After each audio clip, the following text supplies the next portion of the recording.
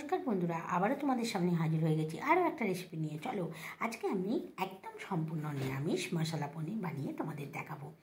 ঠিক আছে, চলো। অক্ষয় তৃতীয়া, একদম নিরামিষ বানাতে হবে, অথচ খুব সুস্বাদুও করতে হবে। আমাদের বাড়িতে পনির খেতে সকলেই ভালোবাসে, তাই নিরামিষ দিনে কীভাবে পনিরটাকে খুব আকর্ষণীয় করে তুলবো চলো সেটা দেখি। মশলা পনির বানানোর জন্য আমি দেখো 300-র মতো পনির নিয়ে এইভাবে কেটে নিয়েছি। চলো এবার কী করছি দেখো। মশলা যে পনিরটা বানাবো তার জন্য আমি কড়াইতে লবঙ্গ, এলাচ, দারচিনি সব নিয়ে নিয়েছি। তোমাদের কাছে স্টার থাকলে স্টার দিয়ে দেবে, আমার কাছে নেই। আমি এবার গোলমরিচ, দেখো গোলমরিচ দিয়ে দিচ্ছি। ওগুলোকে সব শুকনো খোলায় ভেজে নিই। যতক্ষণ দেখবে একটু লাল লাল হয়ে যাচ্ছে, সুন্দর গন্ধ বেরিয়ে এসছে, তখন জানবে ভাজাটা হয়ে গেছে। দেখো খুব সুন্দর করে এটাকে শুকনো খোলায় নেড়ে নিচ্ছি। এবার এটাকে তুলে নেব। এটাকে আমি পেস্ট করবো বলে চলো দেখাই কী করছি, চলো দেখাতে থাকবো। ভেজে তুলে রেখেছি। এবার কি করবো, কড়াইতে সাদা তেল দিয়ে দিয়েছি। এবার তেলের মধ্যে আমি দিয়ে দিচ্ছি কাজু। চলো কাজুগুলোকে খুব ভালো করে ভেজে নিই। চলো কাজুগুলোকে ভেজে নিই।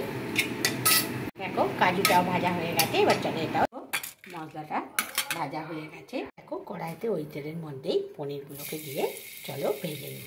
দেখো পনিরগুলোকে ভেজে নিচ্ছি। খুব লাল লাল করে ভাজবে না, মোটামুটি একটু ভেজে নেবে। একদম ঘরের চেয়ে একদম সাধারণ জল, সেই জলের মধ্যে দিয়ে একটু নুন দিয়ে এটাকে ভিজিয়ে রেখেছি। চলো এবার কী করবো, এবার আমি টমেটোগুলো নিয়ে নিয়েছি। এটাকে একটা পেস্ট বানিয়ে নেবো। তোমরা টমেটো কেচাপও দিতে পারো, আমি টমেটো দিচ্ছি। ঠিক আছে, চলো। তিনটের জন্য দেখো আমি যে 300 গ্রাম পনির নিয়েছি, তার জন্য 4টে টমেটো দিলেই যথেষ্ট। এটাকে পেস্ট করে নিয়েছি। চলো এবার কী করছি দেখো। দেখো এইটার একটা পেস্ট বানিয়ে নেবো। কাজু মশলাগুলো একটা পেস্ট বানিয়ে নেবো। চলো পেস্ট জল ছাড়াই এটারও একটা পেস্ট বানিয়ে নিলাম। চলো এবার কী করি দেখো, ওই সাদা তেলের মধ্যেই দিয়ে দিলাম জিরে গুঁড়ো 1/2 চামচ, দিয়ে দিচ্ছি 1 চামচ মৌরি। চলো এগুলো একটু নাড়াচাড়া করিয়ে নিই। দেখবে এগুলো থেকে একটা সুন্দর গন্ধ বেরিয়ে আসছে। তারপর বাকি জিনিসগুলো দেখো, এখানে আদা কুচিয়ে রেখেছি, লঙ্কা কুচিয়ে রেখেছি, যেই যেরকম ঝাল খাও সেগুলো। এবার এরপর এগুলো থেকে সুন্দর গন্ধ বেরিয়ে আসছে। এবার এর মধ্যে আদা কুচিয়ে আদা দিয়ে দেবে, আর কাঁচা লঙ্কা কুচি। দেখো কাঁচা আদার যে গন্ধটা সেটা চলে যাবে, তার জন্য খুব ভালো করে এটাকে ভেজে নিতে হবে। দেখবে এই মশলাগুলো থেকে সুন্দর একদম সুন্দর গন্ধ বেরিয়ে আসছে। তারপর দিয়ে দেবে হলুদ গুঁড়ো,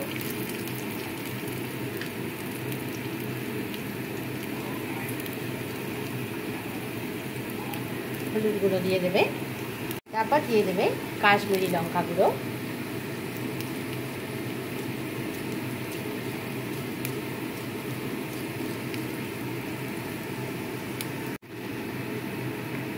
তারপর দিয়ে দেবে ধনে গুঁড়ো।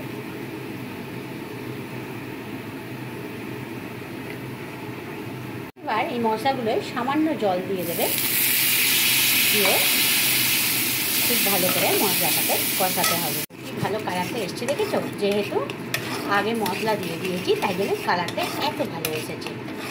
ঠিক আছে, টমেটো না থাকলে তোমরা বললাম টমেটো দিয়ে দিতে পারো, টমেটো কেচাপ। এবার এর মধ্যে দিয়ে দেব নুন, স্বাদ মতো নুন দিয়ে দেবে, আবার টেস্ট করে দেবে। দিয়ে দিচ্ছি চিনি, পরিমাণ মতো চিনি দিয়ে দেবে। আবারও নাড়িয়ে নিয়ে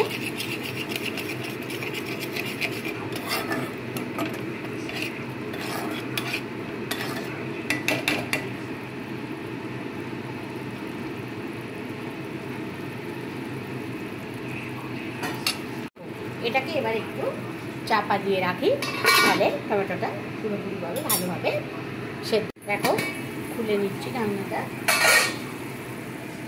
চলো আমার এই টমেটোটা একদম কুক হয়ে গেছে। চলো এবার কি দিই দেখো, এবার যে পেস্টটা বানিয়ে রেখেছিলাম কাজুর আর যে শুকনো খোলায় মশলাটা বেঁচেছিলাম সেটা দিয়ে দিচ্ছি। এটা দিয়ে আবারও নাড়িয়ে নিতে হবে। ঠিক আছে, এখানে আর কিছুই মশলা দেখো কাজুর পেস্টটা দিয়ে দিয়েছি। এবারে কিছু দিচ্ছি। চলো এবারে দেখো গ্যাসের ফ্লেমটাকে আমি অফ করে দিলাম। অফ করে দিয়ে টক দই দেবো, ফেটানো টক দই দিয়ে দিচ্ছি। 2 চামচের মতো। চলো টক দইটা দিয়ে একটু নাড়িয়ে নিয়ে তারপরে আমি গ্যাসটা জ্বালাবো, নাহলে টক দইটা ফেটে যায়। দেখো টক দই আমার সমস্ত দেয়া হয়ে গেছে। এবার আমি দিচ্ছি কসুরি মেথি। ঠিক আছে, এবার এটাকে দিয়ে দিলাম, দিয়ে এটাকেও নাড়িয়ে নিতে হবে। গ্যাসটাকে অফ করে দিয়েছিলাম দইটা দেওয়ার সময়, আবার জ্বালিয়ে দিয়েছি। চলো এবারে আমি দিয়ে দেবো পনিরগুলো। চালের মধ্যে ভেজানোই ছিল, সেই পনিরগুলো আস্তে আস্তে দিয়ে দিচ্ছি। চলো দিয়ে দেবো, পনিরগুলো দিয়ে দিয়েছি। পনির দিয়ে বেশিক্ষণ ফোটাবে না, তাহলে কিন্তু পনিরগুলো শক্ত হয়ে যাবে। অল্প ফুটিয়ে নামিয়ে নিতে হবে। সব তো দেওয়াই হয়ে গেছে, ঠিক আছে। চলো অল্প ফুটিয়ে, দেখো রেডি হয়ে গেছে। যে যেরম গ্রেভি খাবে সেরম রাখবে।